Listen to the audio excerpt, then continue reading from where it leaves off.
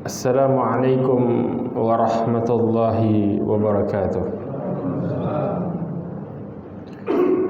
Innal hamdalillah nahmaduhu wa nasta'inuhu wa nastaghfiruhu wa nastahdihi wa na'udzu billahi min shururi anfusina wa min sayyiati a'malina may yahdihillah fahuwal muhtad wa man yudlil falan tajid lahu waliyyan mursyida.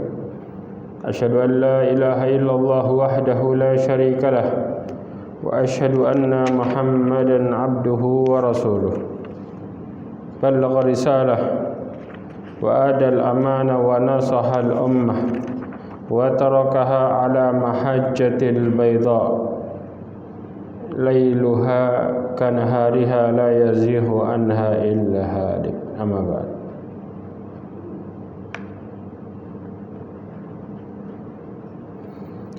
Ma'asyiral mu'minin rahimani wa rahimakumullah jami'an.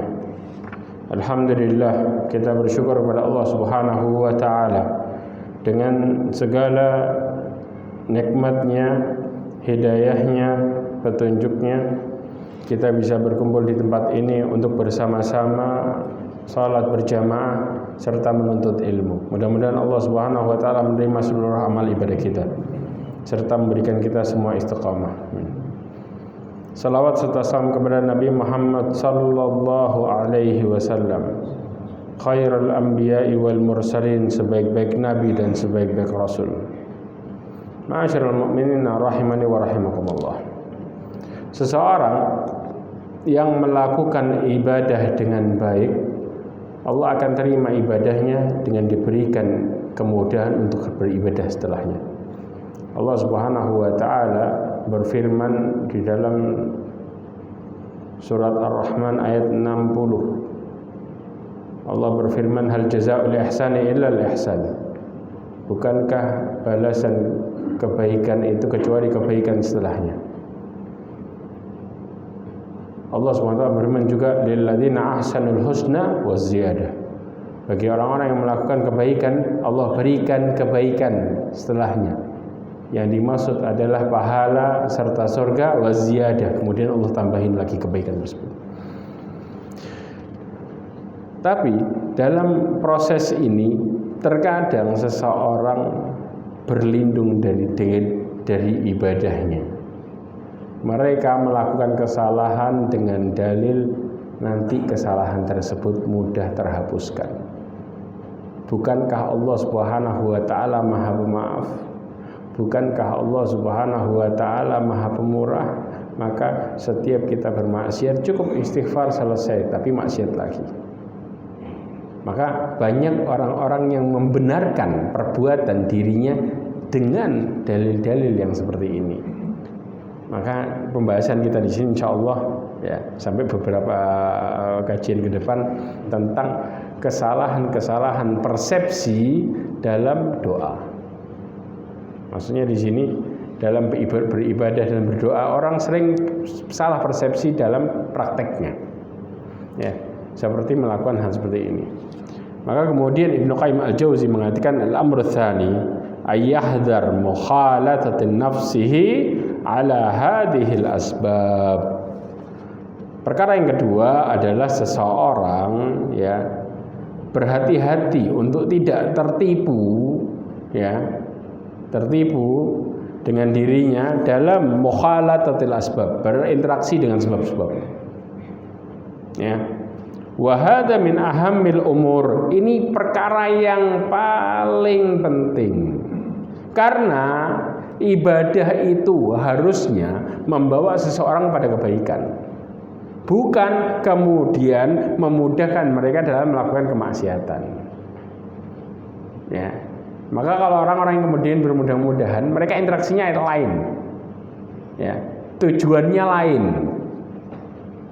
Sedangkan Allah Subhanahu wa taala berfirman, "Innas salata tanha 'anil fahsya'i wal munkar." Nah, dalil ini kemana? Kalau kemudian mereka persepsi yang seperti ini, ya. Kemudian fa innal 'abdu ya'rifu anna al-ma'siyata wal ghaflata min asbabil mudirrah lahu fid dunya wa akhiratihi walabud. Karena seorang hamba mengetahui bahwa sesungguhnya kemaksiatan dan kelalaian termasuk sebab-sebab yang mendatangkan kemadaratan atas dirinya, baik di dunia ataupun di akhirat, dan itu pasti. Ya. Makanya disebutkan di sini contoh-contohnya. Ya.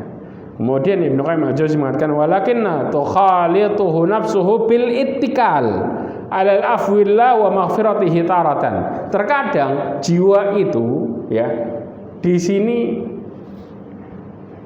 itikal itu kalau kita bilang pasrah bongkar itu gimana? Bersantai-santai. Ya. Kayak seperti itulah istilahnya. Lawannya tawakal. Kalau tawakal mereka pasrah dan berusaha. Ini enggak ada usahanya. Doa terus pokoknya. Kan Allah Maha menjawab doa tanpa kerja. Jadinya gimana? Dikatakan innas sama la tumtiru dhahaban wala fiddah. Langit itu enggak bakal hujan emas dan perak. Enggak bakal. Kalau tahu hujan emas dan perak enggak ada harganya nanti. Iya kan? Artinya enggak bakal dia mendapatkan sesuatu kalau dia kemudian enggak berusaha, cuma sekedar doa. Allah enggak pengen usaha hambanya. Ya. Maka orang yang kemudian ngerasa mereka nyandar dengan ampunan tadi, istighfar selesai, maksiat sebentar lagi istighfar selesai. Ini yang dimaksud. Ya. Kemudian wabitaswifit taubah, ini efeknya. Efek yang kedua, mereka akan menunda taubat. Kenapa? Kan gampang. Padahal firman Allah Subhanahu wa taala berfirman apa? Walladzina idza fa'alu fahishatan aw dhalamu anfusahum dzakarullah fastaghfaru lidzunubihim. Ada nundanya enggak di sini? Ayat ini tidak ada menunda. Di dalam ayat 135 dijelaskan orang-orang yang kemudian mereka bertakwa kalau kemudian keplesetnya gini.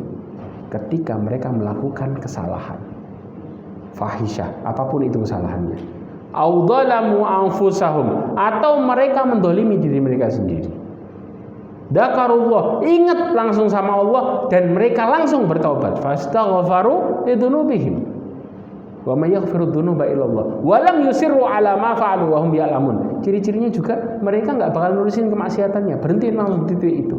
Enggak mengatakan sekalian nanggung.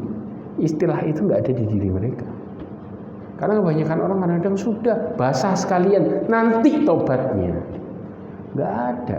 Allah SWT memberikan kemudian ketika ajal datang tidak ada mengatakan nanti saya kasih waktu untuk persiapan, enggak ada. Ya, maka ini yang terjadi. Jadi ini bertolak belakang. Kenapa? Karena mereka mengamalkan amalannya dengan tujuan yang terbalik.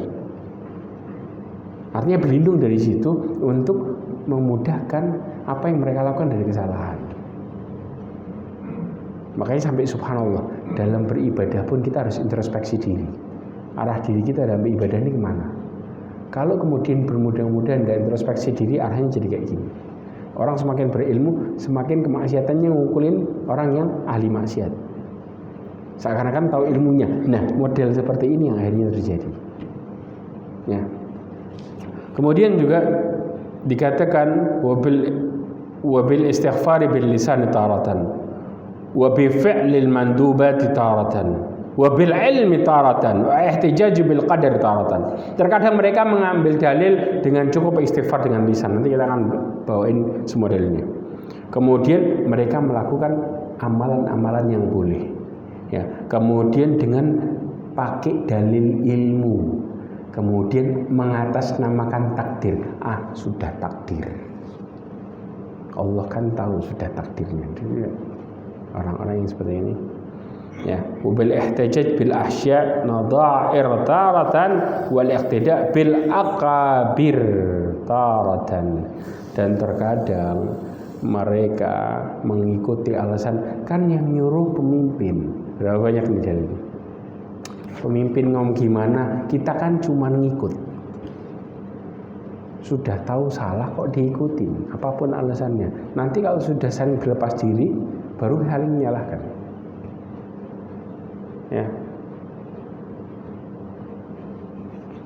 Allah Subhanahu wa taala berfirman ittabarra alladziina tubi'u minal ladziina taba'u wa ra'awul adzab wa taqatta'at bihimul asbab wa qala alladziina taba'u law anna lana qarratan fanatabarra'a minhum kama tabarra'u minna. Efeknya ini, kalau kemudian apapun kita bicara pemimpin apapun, kalau terjadi kesalahan dan kita ngikut dengan alasan buta, kan yang nanggung mereka. Allah berfirman, ketika orang-orang pemimpin tadi berlepas dari yang dipimpin. Kenapa? Di belakang mereka ada adab yang siap untuk menghakimi mereka. Dan orang-orang yang mengikuti sudah mulai ngomong apa? Kalau seandainya kita dulu punya kesempatan bisa balik tuh, kami bakal berlepas diri dari mereka sebagaimana sekarang mereka berlepas diri dari kami. Seandainya, tapi nggak bisa. Judulnya tetap, kalau sudah diikuti sesuatu yang diikuti salah, kenapa kok diikuti? Alasan apapun nggak bisa. Ya. Akhirnya berandai-andai yang berujung pada penyesalan dan nggak bisa memperbaiki diri. Ini yang terjadi. Allah sudah ngomong itu dalam Al-Quran. Nah, sekarang kita berbicara. Seseorang yang melakukan amal soleh akan bawa kepada ketenangan. Sedangkan seseorang melakukan amal soleh, setelah itu melakukan kemaksiatannya bawa pada keburukan. Dan ini sudah jelas. Ya. Jadi kemudian kalau kemudian mereka berdalil dengan amal soleh untuk berbuat keburukan, berarti seakan-akan mereka menghancurkan hidupnya setelah kebaikan. Kita nih contoh. Kalau dalam sebuah pekerjaan dunia, ya, kita dapat sebuah kerjaan dengan gaji 20 juta lebih. Kemudian dari situ masih dikasih tunjangan, ada anak, ada istri. Masih dikasih rumah, masih dikasih kendaraan. Kira-kira dari proses semua itu, kemudian ada orang yang mengatakan, yuk keluar dari kerjaanmu, mendingan ya, tidak usah kerja kayak gitu, mendingan dagang kelontongan pinggir jalan. Ya, kira-kira gimana? Ada orang yang mengatakan, oh enak kayaknya, ayo tak tinggal. Ada orang yang mengatakan itu. Sama.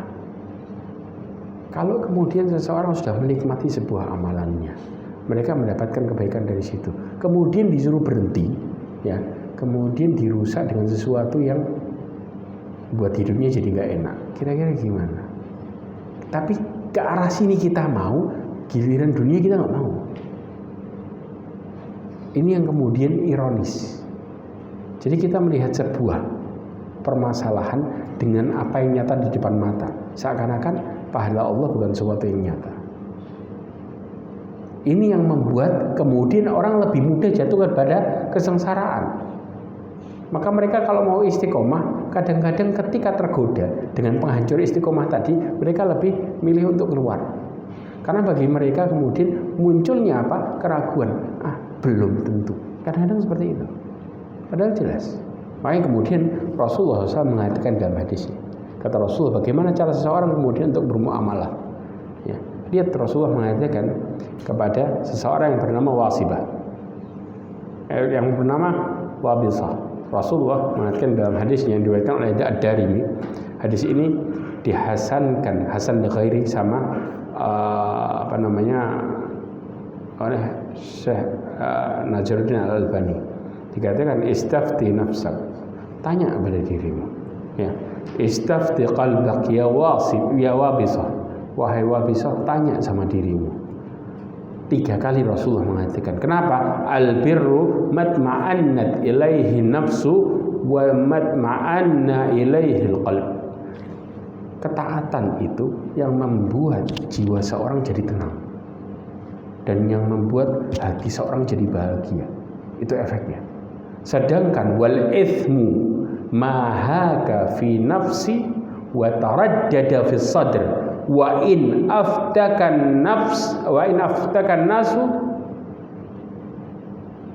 wa aftu, dikatakan sedangkan dosa, ya, kejelekan itu yang membuat dirimu jadi gelisah dan ragu, bingung, ya. Walaupun seseorang sudah memberikan kamu apa? Pencerahan, tidak apa-apa, sudah sedikit tidak apa-apa. Orang berkali-kali menenangkan kita tapi tetap masih sumpek, berarti kita masalah. Sering nggak ini? Kadang-kadang ini diajak teman duduk, sudah waktunya sholat, sudah waktu isya panjang, tetap duduk. Kita karena biasa sholat tepat waktu, tidak apa-apa. Allah Maha tahu. Kumpul sama teman juga, ini kan pahala di sini. Orang kadang-kadang berbagai macam, gimana caranya buat beloin kita dengan berbagai dalil yang menurut mereka sinkron. Tapi tetap kita duduknya sumpah. Sudah royit tak kasih kopi ini, makanan zen-zen ini. Apa yang terjadi?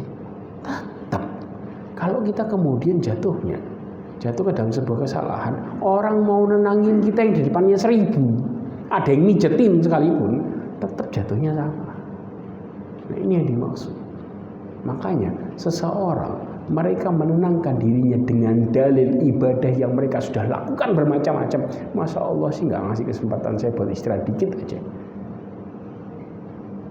Tetap tidak bisa, karena kesalahan efeknya pada ketidaktenangan dan keraguan. Nah, jelas di sini. Yang kedua, Ibnu Rajab Al-Hambali menjelaskan tentang hadis Wabisah di dalam Jami'ul Ulum wal Hikam. Dikatakan hadis Wabisah dan yang semaknanya, karena ada banyak beberapa lafaz hadis yang sejalan dengan ini, banyak syahidnya. Makanya ada yang mendhaifkan hadis ini, tapi naik di dalam Syekh Nasruddin Al-Albani mengatakan hadis ini hasan li ghairi karena banyak syahidnya dengan hadis yang riwayat yang lain. Bahkan dikatakan ada di dalam di dalam riwayat Ad-Darimi ini karena banyak syahidnya. Ya, semakna dengan ini menunjukkan agar kita selalu merujuk pada hati ketika ada sesuatu yang ragu. Karena Allah SWT membuat hati seorang mukmin itu sensitif. Ya, ada hadis Rasulullah SAW mengatakan, "Ittaqi hirasatal mu'min." Pernah dengar di sini? Hati-hati firasatnya orang mukmin. Karena Allah Subhanahu wa taala memberikan mereka basirah namanya. Itu sebagai bentuk sensitivitas mereka. Makanya kemudian Allah mengatakan, "Walladzina idza fa'alu fahishatan aw dzalamu anfusahum dzaqurullah." Langsung ketika mereka bermaksiat atau menzalimi diri mereka sendiri, mereka cepat ingat sama Allah. Ini tujuannya, ke arahnya arah sini. Beda ya, kita nggak bicara hati yang mati, nggak bicara itu. Karena hati yang mati di luar itu. Mereka mau diomongin kayak gimana pun, hidayahnya tetap tertutup. Ya, Allah SWT mengatakan apa? Khatamallahu ala qulubihim wa ala sam'ihim wa ala absarihim ghishawah. Itu sudah nggak masuk. Ini tidak masuk dalam bagian perkara ini. Ya. Kemudian juga jika jiwa dan hati begitu tenang, maka suatu kebaikan dan halal yang terjadi. Namun jika hati dalam keadaan gelisah, berarti itu termasuk sebuah dosa dan keharaman. Ini efek dari perbuatan tersebut. Maka apapun dalil yang membenarkan kita untuk melakukan kemaksiatan setelah ketaatan tertolak total. Karena diri kita juga menolak perkara ini. Ya. Kemudian maksiat yang dilakukan kontinu, ya, walaupun kecil, ini akan membuat hati mati. Ya, hadis Rasulullah SAW ketika mengatakan setiap anak Adam melakukan kemaksiatan, Allah SWT nakatat fi qalbihi naqtatan sauda. Allah akan memberikan titik di hatinya, titik hitam. Kemudian Rasulullah SAW mengajak membawa ayat surat Al-Mutaffifin ayat 14. Allah berfirman, "Kalla bal rana ala qulubihim ma kanu yaksibun." Berarti pembenaran yang terjadi di balik kemaksiatan itu akan membawa seseorang kepada kematian hati. Lama-lama mereka nggak akan pernah nikmatin ibadahnya, tambah benci. Akhirnya lama-lama mereka akan senang dengan kemaksiatan dan mereka akan meninggalkan ibadah secara total. Naudzubillah min dzalik. Ini yang terjadi. Penyebabnya apa? Penyebabnya karena ran tadi. Barana ala qulubihim ma kanu yaksibun.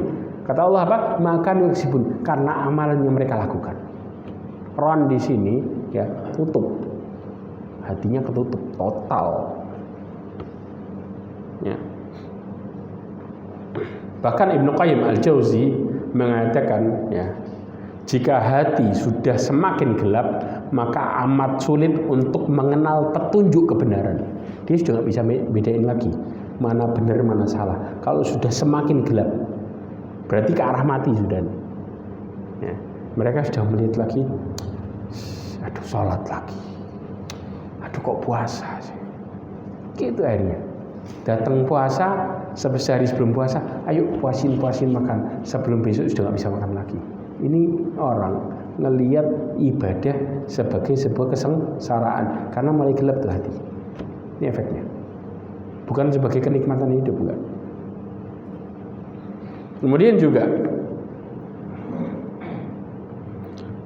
di dalam hadis Rasulullah SAW yang diriwayatkan oleh Imam Ahmad dikatakan, kata Rasulullah SAW, wailun lil musirrin alladziina yusirruna ala ma fa'alu wa hum ya'lamun. Rasulullah mengatakan celaka bagi orang-orang yang terus-menerus melakukan dosa. Ya, sedangkan dia dalam keadaan sadar. Terjadi nggak dalam hidup? Terjadi. Kita kadang-kadang, ya Allah, saya ini salah sebenarnya. Tapi maksiat masih lanjut. Habis maksiat, ya Allah, kenapa saya ngelakuin itu? Tapi habis itu maksiat lagi. Kata Rasulullah, celaka tuh orang kayak gitu. Ya, karena subhanallah, meninggalkan sebuah ibadah berawal dari perkara yang seperti ini. Dia awalnya bukan kemudian, karena ingat manusia itu berawal dari fitrah. Mereka suci. Lihat jalan jauh-jauh. Anak kecil pertama kali berbohong, kelihatan. Orang dewasa tahu ini bohong. Cuman ketakutan mereka. Enggak kok, enggak. Karena Allah tunjukin fitrah manusia kalau sudah bersih, kemudian mulai melakukan sesuatu hal kejelekan, Allah tunjukin bagaimana rasa takut yang dahsyat dalam hatinya. Nah, dan itu nggak bisa disetting gitu, otomatis. Tapi kalau sudah jadi pembohong, ahli sudah. Nah, setan tuh gimana coba? Rasulullah mengatakan sodakoka wa huwa kadzub. Saat itu setan yang ngajari ayat kursi, saat itu dia benar. Sedangkan dia pembohong. Sebelum ngajari, bohong berapa kali? 3 kali. Dengan alasan yang macam-macam. Pinter kan? Yang terakhir karena kepentok, sudah nggak bisa ngapa-ngapain. Ya udah, lepasin tapi saya ajarin sesuatu. Jadi sudah jadi apa? Profesi. Kemaksiatan. Ini yang terjadi. Sudah nggak ada lagi tanda-tanda ketakutan dan lain sebagainya. Karena sudah jadi profesi. Orang kalau sudah pencuri, jadinya gimana? Umar bin Khattab radhiyallahu anhu. Subhanallah, ini deh. Orang minta Allah kasih basirah gimana terjadi. Umar bin Khattab radhiyallahu anhu pernah nangkap pencuri nggak mau dilepas. Penasehatnya tanya sama pencurinya, nyuri berapa kali? Baru 1. Katanya penasehatnya, ya Amirul Mukminin, kenapa engkau tidak melepaskan seorang pencuri baru 1 kali? Sedangkan Allah Maha Penutup aib. Nah, di sini kemudian tetap nggak mau dilepas. Diinterogasi lebih dalam ternyata 21 kali. 20-nya nggak disebutin sama dia. Sudah jadi kebiasaan. Baru Allah buka. Inilah dia. Allah nutupin aib seorang hamba. Ya, kalau kemudian jadi kebiasaan baru Allah buka. Kebayang di sini. Tapi kalau kemudian kita terhadap kemaksiatan, ya, bermudah-mudahan hasilnya seperti ini. Allah buka aib kita. Tapi kalau kita kemudian bermaksiat, cepat-cepat ingat sama Allah, maka Allah akan selalu tutupin aib kita. Penyebab seorang tenang keluar dari rumahnya gara-gara apa? Simpel. Penyebabnya apa? Aib kita ditutupin. Contoh nih, aib kita kebuka semua. Ada yang tenang keluar dari rumah, lepas dari cemoohan orang. Jangan, oke orang nggak nyemooh, tapi nilainya sinis. fulan gini. Sudah, harga mati, jelek sudah. Setiap orang lewat ngomongin dia terus. Kira-kira tenang nggak dia keluar rumah? Kita ini nggak ada yang lepas dari dosa. Tapi karena Allah nutupin aib kita bisa selamat kemana-mana. Tapi kalau kita kemudian merusak diri kita sendiri dengan kemaksiatan terus-menerus, maka jangan salahkan kalau kemudian Allah buka. Paham ya di sini? Ini efek juga dari bagaimana kemudian seorang berlindung dari kemaksiatannya. Akhirnya cari pembenaran. Akhirnya Allah buka aibnya. Na'udzubillah min dzalik. Lanjut lagi. Jangan main-main sama dosa. Kenapa? Allah SWT berfirman dalam surat Al-Mu'minun ayat 115. Afa hasibtum annama khalaqnakum abatha wa annakum ilaina la turja'un. Ini alasan besar. Apakah kalian ngerasa bahwa kami menciptakan kalian sia-sia, bebas gitu buat ngapa-ngapain, dan kalian nggak bakal kembali, nggak bakal dimintain pertanggungjawaban? Kalau Allah tanya sama kita. Ya. Kemudian Hudzaifah ibnul Yaman dia mengatakan bihasbi mri'in minal kadhib ayyakul astaghfirullah tsumma ya'ud. Kata Hudzaifah, cukup seseorang dikatakan berbohong. Ketika mereka istighfar, langsung balik maksiat lagi. Jadi subhanallah, orang ya bisa jadi gampang berbohong dilihat dari bagaimana taubatnya mereka udah kelihatan. Ketika mereka mengatakan ya Allah, karena apa? Mereka berbohong sama Allah. Saya minta ampun, balik cepat. Bukan kemudian minta ampun terus sebulan lagi tiba-tiba melakukan kesalahan. Ini nggak masuk ya. Karena orang-orang yang bermudah-mudahan dengan kesalahan, mereka menjadi sumber malapetaka di akhirat. Hadisnya apa? Di dalam hadis Rasulullah SAW dikatakan, kata Rasulullah SAW, la'lamanna qauman ya'ti yaumal qiyamah bil hasanati ka'amthal jibal tihamah bidhon. Kata Rasulullah SAW, aku benar-benar mengetahui seorang kaum yang nanti datang di hari kiamat. Ini hadisnya dari Thauban.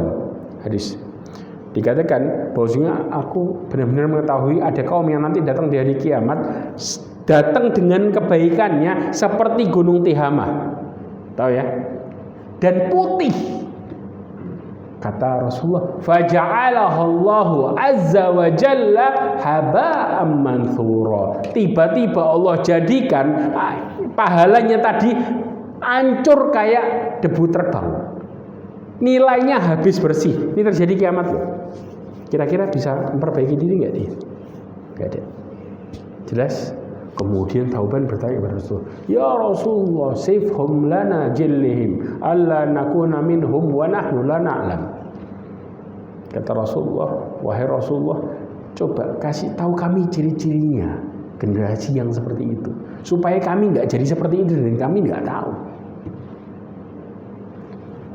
Kata Rasulullah SAW, amma innahum, bahwa sesungguhnya mereka kajildatikum, seperti kulit kalian.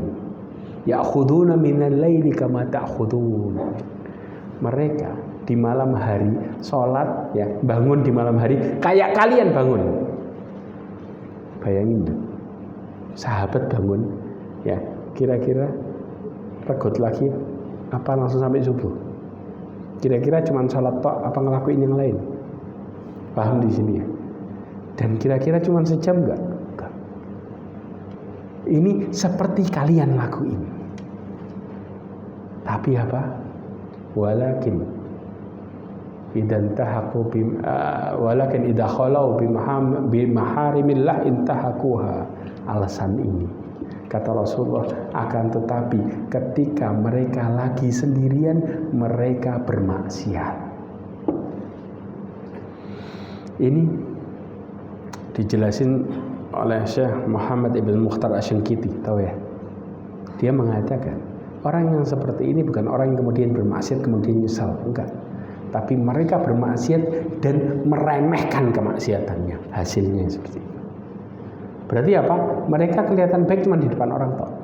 Tapi begitu nggak ada orang, mereka melihat kemaksiatannya, gampang. Nah, balik ke sini. Ini efeknya. Walaupun dia punya pahala segunung, habis di depan Allah. Terus mau kemana?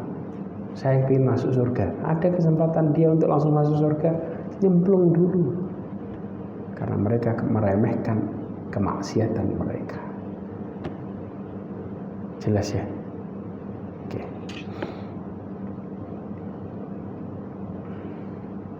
Nah, sedangkan kalau kita bicara, saya kepingin hidup saya dapat mudah. Saya ingin hidup saya dinaungin sama Allah. Ada perkataan Syekhul Islam Ibnu Taimiyah dalam kitabnya Madarijus Salikin. Disebutkan apa? A'dhamu karamati luzumul istiqamah. Karomah yang paling besar yang Allah berikan sama hamba adalah ketika seorang hamba diberikan istiqamah dalam hidupnya. Itu karomah paling gede. Jadi kalau kemudian dalam hidup kita dikasih istiqomah, syaratnya apa? Gak mungkin istiqomah orang maksiat ini habis istighfar langsung maksiat. Ada disebut istiqomah? Enggak. Jauh. Maka jelas karomah terbesar saya mengatakan apa? Ketika seorang bisa istiqomah terus. Ketika kepeleset dia cepat-cepat balik istiqomah lagi. Ini yang paling besar pemberian Allah kepada hambanya. Ya. Jadi berseberangan ketika seorang membela dirinya dengan mengatakan, kan saya bisa istighfar walaupun dosa saya banyak. Ya.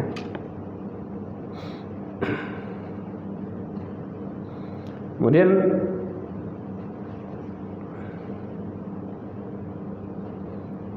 berikutnya disebutkan khata' fi fahmil istighfar. Ya.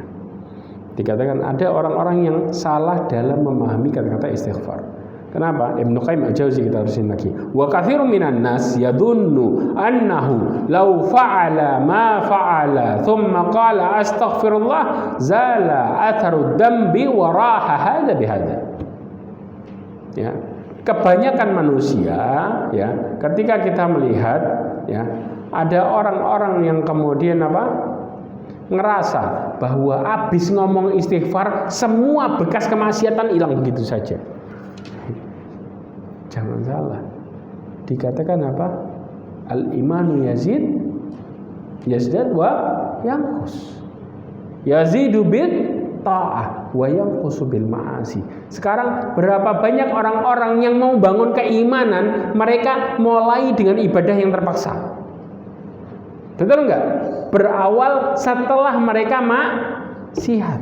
Kalau kemudian istighfar bisa ngembaliin seseorang jadi keimanan yang total, nggak mungkin mereka kemudian kayak membangun sesuatu selangkah demi selangkah.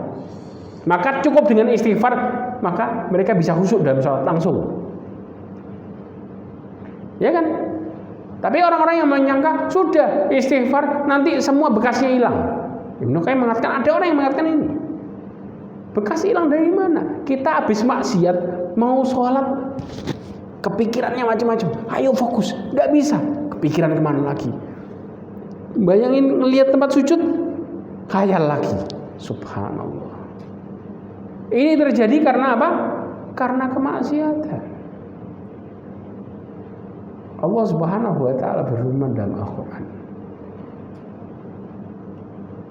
Kata Allah Subhanahu wa taala,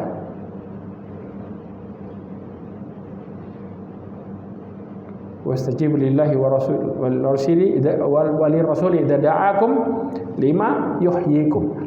Allah mengatakan wa'lamu annallaha yahulu bainal mar'i wa qalbi. Ini yang dimaksud. Ya. Di ayat ini surat apa ini? Al-Anfal ayat 40 sekitar 24 kalau. Allah berfirman, wahai orang yang beriman, jawablah panggilan Allah dan Rasulnya ketika Allah memanggil kalian. Kenapa? Allah dapat memisahkan hati seseorang dengan dirinya. Silakan lihat tafsir ini. Annallaha yahulu bainal mar'i wa qalbi. Di dalam sini disebutkan ketika seseorang enggak mau menjawab panggilan Allah, Efeknya apa? Allah bakal buat hatinya berkhianat. Simpelnya, berapa banyak di antara kita niat saya mau khusyuk, Allahu Akbar, langsung berhayal. Kira-kira hati kita nurut gak sama kita? Ya. Satu lagi, berapa banyak kita habis maksiat tiba-tiba istri ngambek, bingung kita. Kenapa? Pokoknya sumpeknya dari kitanya sebenarnya. Karena Qadhi Ibn Iyad dia mengatakan, ngasih contoh, pernah suatu saat saya bermaksiat, suatu saat, subhanallah. Ya. Kemudian maksiat saya kelihatan dari tunggangan saya sama istri saya. Dia punya kuda rewel hari itu, dia punya istri uring-uringan hari itu. Habis maksiat. Jadi kalau kemudian kita punya hati kacau nggak karuan, jangan kemudian nyari orang lain buat jadi kambing hitam. Enggak. Tanya, habis ngapain? Simpelnya di situ. Jadi kemaksiatan, kalau kemudian seseorang mengatakan habis maksiat sudah istighfar, langsung hilang. Oh enggak. Karena Allah bakal menghukum kita karena kesalahan kita tadi. Salah satu efek hukuman, Allah bakal buat hati kita berkhianat saat itu. Makanya jangan heran kalau kemudian kita kepingin taat balik. Saya mau sholat tepat waktu, ada aja penghalang. Tiba-tiba nggak jadi tepat waktu. Ya, karena itu. Karena efek kemaksiatan. Jadi orang yang mengatakan istighfar langsung menghilangkan, tidak. Mereka butuh terus-menerus. Makanya Rasulullah mengatakan apa? Wallahi la astaghfirunna fi kulli yaumin akthar min 70 marrah. Wa fi riwayat 100 marrah. Aku bersumpah demi Allah, dalam sehari aku istighfar 170 kali, di riwayat yang 100 kali. Tiap hari. Ini orang baru istighfar sekali sudah bisa mengatakan hal seperti ini.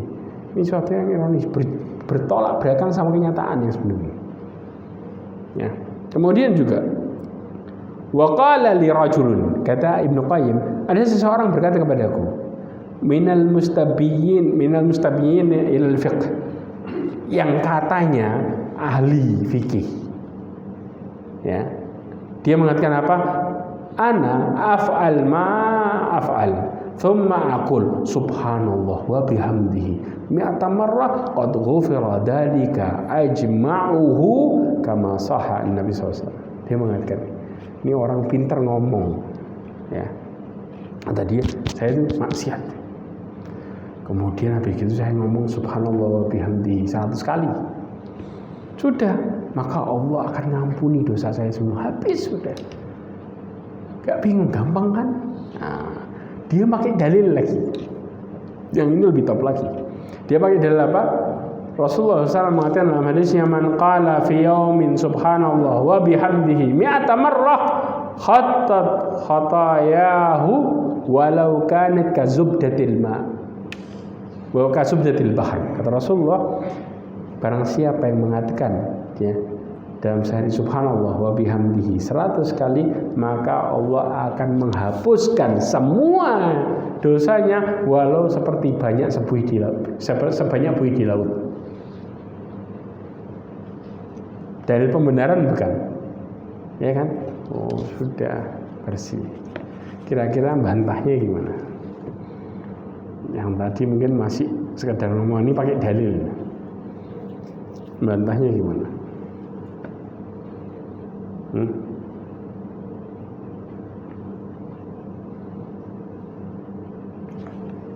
Oke. Perhatikan. Jiwa seseorang, diri seseorang itu kan ada hidup mati, ya. Ya. Sekarang kita lihat, mereka mengambil sebuah zikir, ya, untuk seakan-akan menutupi dosa. Betul apa enggak? Seakan-akan membela apa yang dilakukannya, menggampangkan sesuatu. Kita lihat pertama, nih ada kita berapa sisi kita lihat. Yang pertama, Rasulullah SAW mengatakan dalam hadis yang diriwayatkan oleh Bukhari dari Abu Musa al-Asy'ari radhiyallahu anhu. Ya, qala Rasulullah SAW, mathalul ladzi yadhkuru rabbahu wal ladzi la yadhkuru rabbahu mathalil hayyi wal mayyit. Kata Rasulullah, permisalan orang yang berzikir sama Allah dan yang enggak berzikir sama Allah kayak orang mati sama orang hidup. Berarti zikir yang benar bawa seseorang kepada kehidupan, ketaatan. Kalau zikir yang enggak benar bawa seseorang pada kemaksiatan. Orang taat itu kita kan ngelihat casingnya doang kan. Yang tahu hatinya siapa? Allah. Makanya kemudian apa yang terjadi? Ada dalam sebuah hadis yang masyhur. Ketika Rasulullah lagi duduk sama para sahabatnya, sebentar lagi akan masuk ahli surga. Besoknya sebentar lagi akan masuk ahli surga, sampai 3 kali. Sampai ada seorang sahabat bertamu ke rumahnya. Casing luarnya biasa, tapi nggak ada yang tahu amal dalamnya ketika mereka mudah maafkan seorang. Gak ada yang tahu kan? Dia tanya, aku nggak lihat engkau tahajud, sholatnya biasa. Apa yang istimewa? Kok bisa Rasulullah? Nah, maka zikir seseorang, mengingatnya seorang kepada Allah, membuat mereka mudah melakukan ketaatan, tidak bangga sama kemaksiatannya. Subhanallah. Ini yang dimaksud. Ini udah kelihatan jelas dari sini dan nggak bisa terbantahkan. Berarti orang berilmu sekalipun mengatakan, kan Allah bakal ngampuni saya. Itu sebuah kesalahan besar. Kenapa? Karena efek zikir yang benar akan membawa seseorang pada nikmatin hidupnya dengan ketaatan, dan dia benci sama kemaksiatannya dan nggak bakal mengatakan kan Allah bakal maafin. Mereka akan merasa malu sama maksiatnya dan nggak bakal ceritain. Makanya subhanallah, beda orang yang baru hijrah dengan orang yang mereka benar-benar sudah totalitas hijrah. Ya kan? Orang yang baru hijrah mungkin mereka ada masih saatnya dulu saya gini-gini. Orang yang totalitas hijrah gak akan mau buka aibnya. Ada kisah ulama mengatakan bahwasanya saya dulu ahli gini, sebutin satu-satu. Ada. Silakan cari. Mereka akan benar-benar malu. Atau enggak, ada Malik ibn Dinar. Dia mengisahkan tentang kehidupannya dengan sedih luar biasa, supaya orang-orang termotivasi. Di saat itu kemudian semua orang bertobat. Kalau tidak dengan tujuan itu nggak mungkin dia akan menceritakan itu. Lihat. Tapi tidak dengan kemudian mengatakan saya. Kan Rasulullah mengatakan ini pembenaran. Jelas? Yang kedua, Rasulullah SAW mengatakan, ya, karena ada Ibnu Qayyim al-Jauzi mengatakan, waqala li akhar min ahli Makkah, ada yang ngomong lagi orang Mekah. Kata Ibnu Qayyim, apa kata dia? Nahnu idza fa'ala ahaduna ma fa'al. Kami kalau bermaksiat, ya, ikhtasala, kemudian ngapain? Kami mandi, ya. Wa tafa bil baiti usbu'an qad muhya anhu dzalik. Gampang, kami mandi kemudian seminggu tawaf, selesai maksiatnya. Kira-kira dengan kata-kata ini bantahnya gimana? Ayo, banyak nggak orang ngomong, oh enak ya, pulang dosanya 0 katanya. Saya tanya, banyak nggak? Orang-orang ngomong, oh enak ya, bersih terus, nggak punya dosa. Bantahnya gimana? Ayo. Masa kita kalau bisa ngomong salahnya di mana dia? Iya ya, kan penghapus dosa. Oh. Coba perhatikan baik-baik. Yang pertama, tujuan tawaf. Apa tujuannya? Dalam hadis Rasulullah SAW yang diriwayatkan oleh Abu Daud dan Tirmidzi, ya. Kemudian hadis ini disahihkan dari sanad Ibnu Khuzaimah, ya. Dan Azami dihakikkan oleh Ibnu Khuzaimah, dikatakan innama ju'ila tawafu bil bait wa baina Safa wal Marwa wa ramyul jimar li iqamati dzikrillah. disebutkan sesungguhnya dijadikannya tawaf, sa'i, Safa Marwah, lempar jumroh untuk berzikir sama Allah. Jadi kalau orang berzikir, maka mereka akan semakin dekat, bukan tambah jauh. Masalah ini aja udah masalah satu. Perkara yang kedua, Rasulullah Shallallahu Alaihi Wasallam mengatakan dalam hadis yang diriwayatkan oleh Bukhari dan Muslim. Ya, kata Rasulullah SAW, ya, al-umrah ila al-umrah kafaratun lima bainahuma wal hajjul mabrur laisa lil jazaa'il jannah. Umrah ke umrah merupakan penghapus di antara keduanya, dan haji mabrur tidak ada balasannya kecuali surga. Tapi masih ada dalil yang lain yang menjelaskan penghapusnya di sisi apa. Hadis yang diriwayatkan oleh Muslim, Rasulullah SAW mengatakan dari Abu Hurairah juga, as-salawatil khams, salat 5 waktu, wal jum'ah ilal jum'ah, Jumat ke Jumat, wal Ramadan ilal Ramadan, Ramadan ke Ramadan berikutnya, wal umrah ilal umrah, umrah ke umrah berikutnya, wa kafiratun lima bainahuma idza ujtinibatil kabair. Salatnya di sini. Kata Rasulullah, salat 5 waktu. Ya, kemudian Jumat ke Jumat, Ramadan ke Ramadan, umroh ke umroh, penghapus dosa di antara keduanya kalau dosa besar dijauhi. Nah,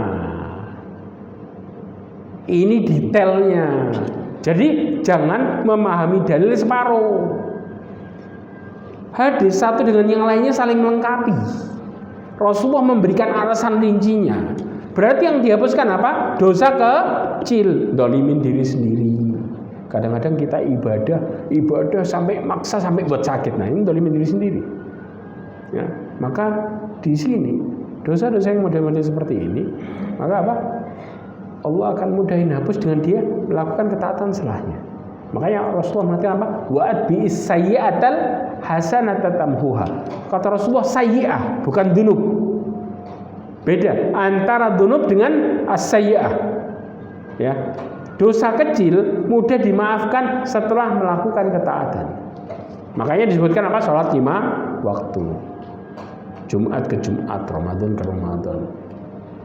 Gak bisa dipukul orang yang umroh. Oh, habis semua dosanya.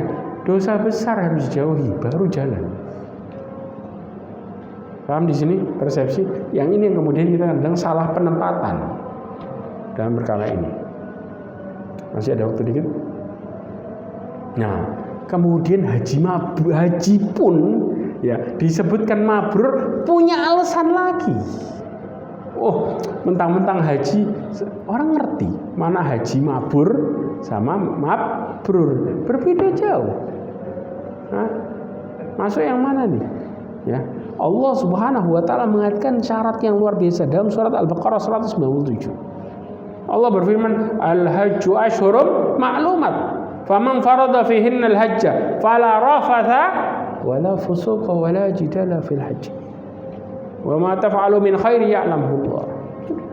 Allah jelas mengatakan dalam Al-Qur'an, ya, sesungguhnya haji bulannya sudah ditentukan. Barang siapa yang diwajibkan atas semua haji, kemudian enggak rafas, fusuk, jidal, semua sumber kemaksiatan Allah sebutin satu-satu. Berarti apa? Berarti tidak akan pernah mudah ketaatan langsung hapusin total begitu aja. Tapi nggak ada pembuktian kalau dia melakukan ketaatan berikutnya. Ya, makanya nutup ketaatan dengan kemaksiatan itu jelas. Berarti ketaatannya ketolak, jelas. Ya, karena Allah syaratnya apa? Kalau orang sudah bisa menghindari ini, mereka mudah untuk istiqomah. Karena syarat terterimanya haji, amalan setelahnya jauh lebih baik daripada sebelumnya. Dengan kondisi ini kita bisa mengendalikan diri kita dari nafsu, dari kemungkaran. Jadi mudah-mudahan dengan ini masih ada waktu dikit ya, lanjut lagi dikit ya. Ini ada yang lebih ngeri lagi syubhatnya. Ya, kalau tadi masih lumayan, ini yang lebih atas lagi. Ya, syubhatnya apa? Wa qala li akhar, ada yang mengatakan kepadaku yang lain. Bawa dalil juga, dalilnya lebih diselewengin lagi kali ini. Ya, mengatakan apa? Qad sahha an-nabi sallallahu alaihi wasallam annahu qala, telah benar dari Rasulullah SAW bahwasanya dia mengatakan, hadis ini dari sisi yang diriwayatkan oleh Muslim. Ini hadis qudsi yang dibawa sama dia.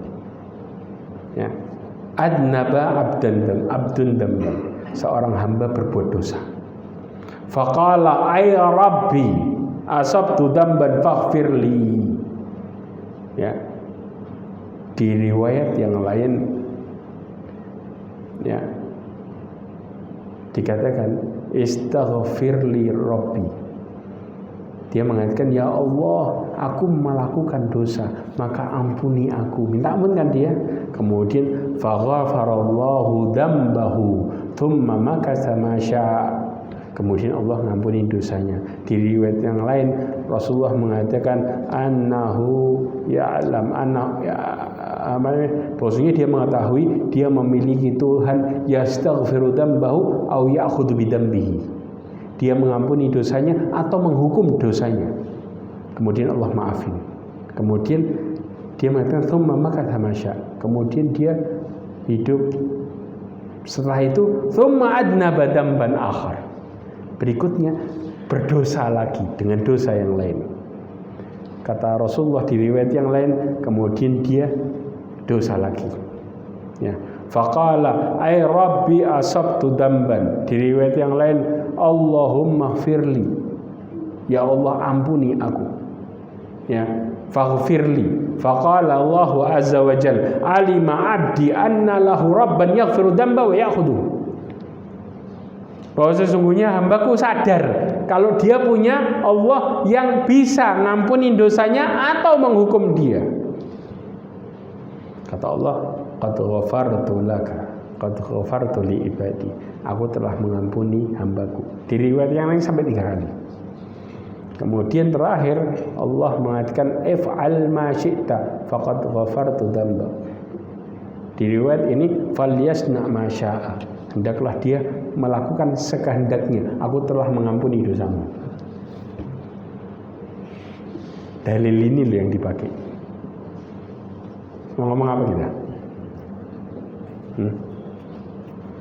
Ini lebih jelas lagi. Bukan Maha Pengampun. Minta ampun selesai. Allah yang ngomong.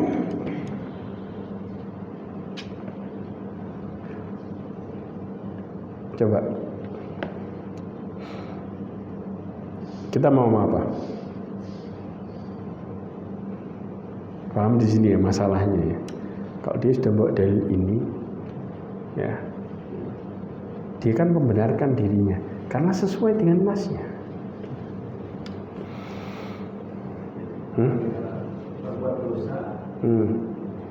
Tobat, Allah ampuni. Kata Allah, berbuat terserah engkau.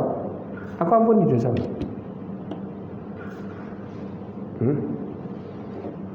Mau ditulisin sekarang apa besok?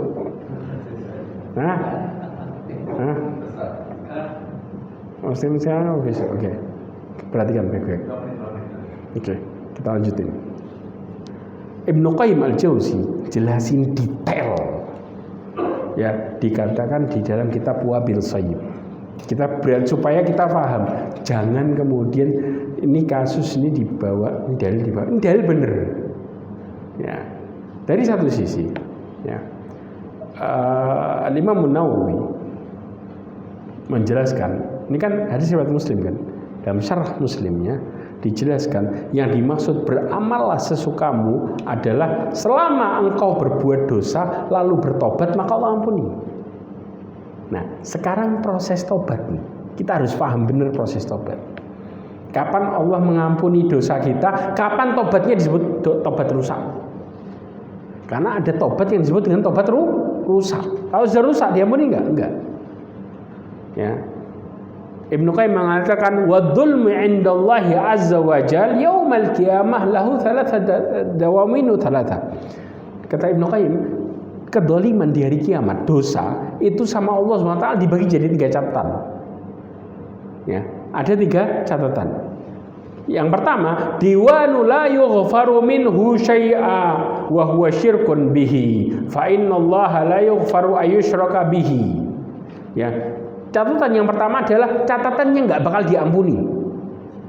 Paham ya? Berarti sudah pasti kena nih orang dan tidak ada ampunan baginya. Yaitu orang yang melakukan kesyirikan. Karena banyak dalil. ya, mengatakan lain asyrakta la yahbatanna amalu. Kemudian Allah mengatakan innallaha la yaghfiru ayyushraka bihi wa yaghfiru ma duna dzalika liman yasha. Allah enggak akan mengampuni orang yang melakukan kesyirikan dan mengampuni dosa selainnya dengan kehendaknya. Catatan 1, catatan 2. Ya, dikatakan diwan la yatruqullahu ta'ala minhu syai'a wa huwa dzulmul ibad ba'dahum ba'dha fa innallaha ta'ala yastawfihi kullah. Udah jelas. Catatan yang kedua adalah catatan yang Allah nggak bakal meninggalkan mereka kecuali Allah bakal balas satu dengan yang lainnya. Kalau yang tadi nggak bakal diampuni, yang ini diampuni kalau sudah dibales satu dengan yang lainnya, yaitu kedzaliman hamba sama hamba. Berarti manusia sama manusia. Hamba sama hamba ini juga bisa jadi apa? Seorang makhluk hamba Allah dengan coba seorang wanita masuk neraka gara-gara kucing. Ya, jelas. Ya. Terus bagaimana kemudian kezaliman seorang kepada ontanya? Rasulullah SAW sampai kemudian memberikan nasihat sama yang punya. Ya, ini masuk dalamnya dulu. Ya, posisi yang seperti ini kata. Kemudian juga yang ketiga, wadiwan la ya'bahallahu bihi syai'a wa huwa dzulmul 'abda nafsahu bainahu wa baina rabbih azza wa jal fa in hadha diwan akhafud dawawin wa asra'al mahwa fa innahu yamhu bit taubah wa istighfar wal hasanatil mahiyah wal masaibul mukaffirah. Dikatakan jenis yang ketiga adalah jenis yang Allah mudah memaafkan, enggak terlalu diperhatikan. Yaitu apa? Kedzaliman seseorang sama dirinya atau antara dia sama Allah Subhanahu wa taala.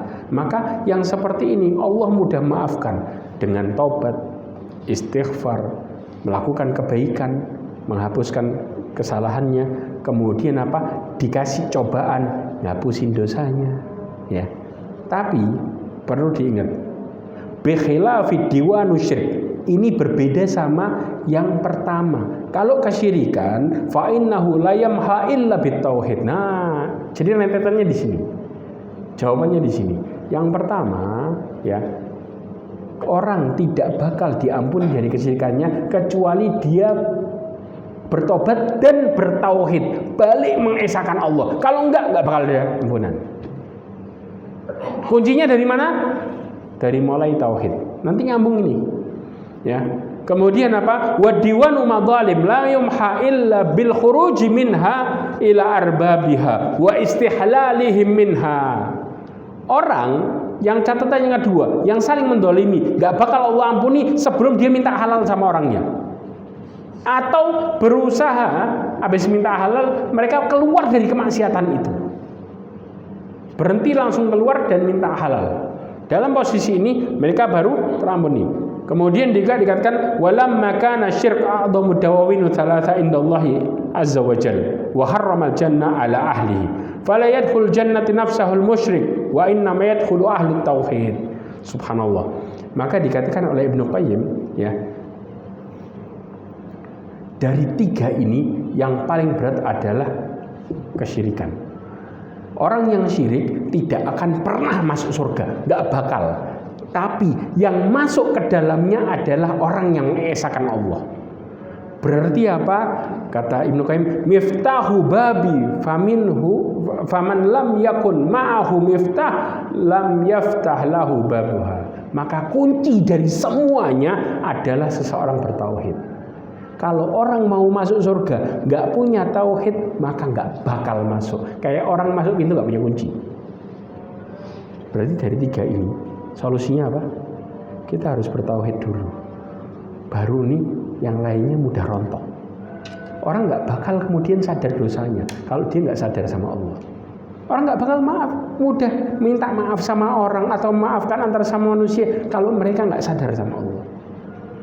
Ya, dan orang juga nggak bakal istighfar atau kemudian mereka melakukan kebaikan kalau mereka nggak sadar juga sama Allah. Kuncinya apa? Tauhid, kembali hanya kepada Allah. Ibnu Qayyim mempermisalkan kayak wa kadalaka inna miftah la asnana lahu lam yumkin fatbihi. Kayak kunci yang nggak punya gigi, nggak bakal bisa buka.